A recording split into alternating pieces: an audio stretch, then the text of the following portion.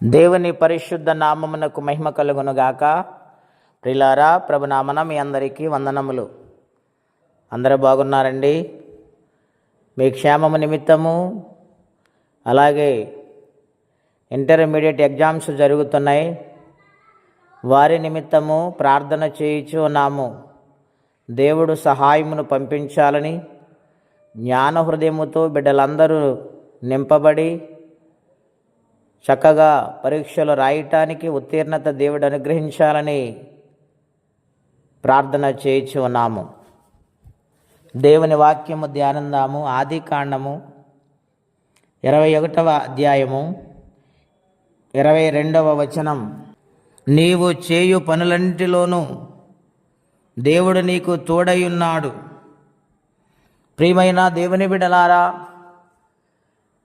ఉదయకాల సమయంలో దేవుడు తన వాగ్దానముతో మనలను నింపుతూ ఉన్నాడు, తన ఆత్మతో బలపరుస్తూ ఉన్నారు. ఇక్కడ అబ్రహాము గారితో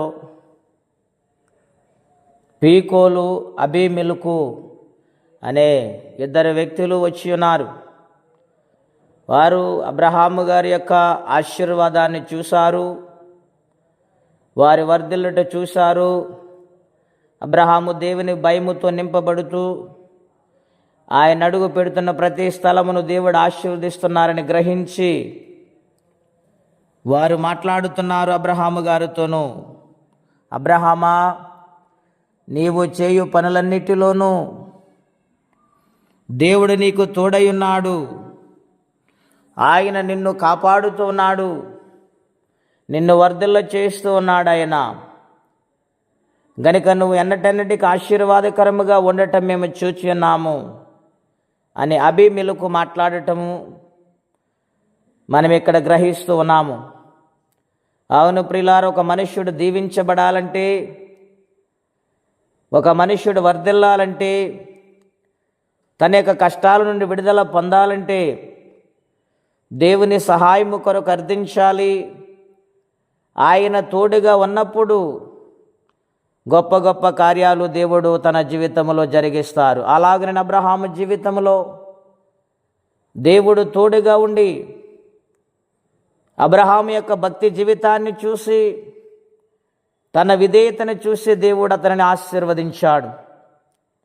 ఈ ఉదయకాల సమయంలో ప్రియ స్నేహితులారా, దేవుని తోడెంత గొప్పదో, ఎటువంటి సమస్య అయినా దేవుడు పరిష్కరించి సహాయము చేసి వర్ధిల్ల చేసి ఆదుకుంటారు.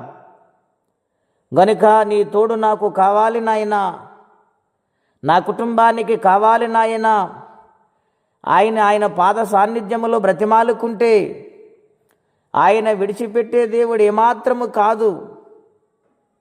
94వ కీర్తనలో యెహోవా తన ప్రజలను ఎడబాయువాడు కాడు, తన స్వాస్థ్యముని విడనాడువాడు కాడని వ్రాయబడి ఉన్నది. గనుక దేవుని తోడంత గొప్పదండి. దేవుని సన్నిధానములో నడవాలండి. రోమాపత్రికలో కూడా వ్రాయబడి ఉన్నది, అటువలే ఆత్మ మన బలహీనతలను ఎరిగి మనకు సహాయము చేస్తూ ఉన్నాడు, మనకు తోడై ఉన్నాడు, మనలను కాపాడుతూ ఉన్నాడు. అటువంటి దేవదేవుని పాద సన్నిధానములో ప్రార్థించేవారుగా ఉండాలని ప్రభు పేరట మనవి చేస్తే మాటలు ముగిస్తున్నాను. ప్రార్థనండి.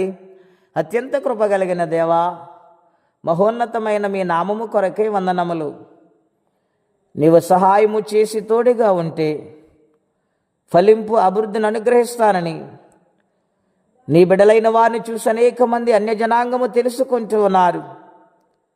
మా జీవితాల్లో ఎన్నో అద్భుతాలు చేసుకుంటూ వచ్చినావు నాయన. ఇంకా అనేక కష్టాల గుండా ప్రయాణము చేస్తున్న వారు ఉన్నారు, వారికి నీ సహాయమును పంపించండి. అలాగే ఎగ్జామ్స్ రాస్తున్న బిడ్డలకు మీ సహాయమును అందించండి. మీ కార్యములు చేసి మహిమ తెచ్చుకోమని, ఈ దినము దీవెనకరంగా మార్చమని యేసుక్రీస్తు వారి పుణ్యనామములో ప్రార్థించి వేడుచున్నాము తండ్రి. ఆమేన్. దేవుడు దీవించును గాక. ఆమేన్.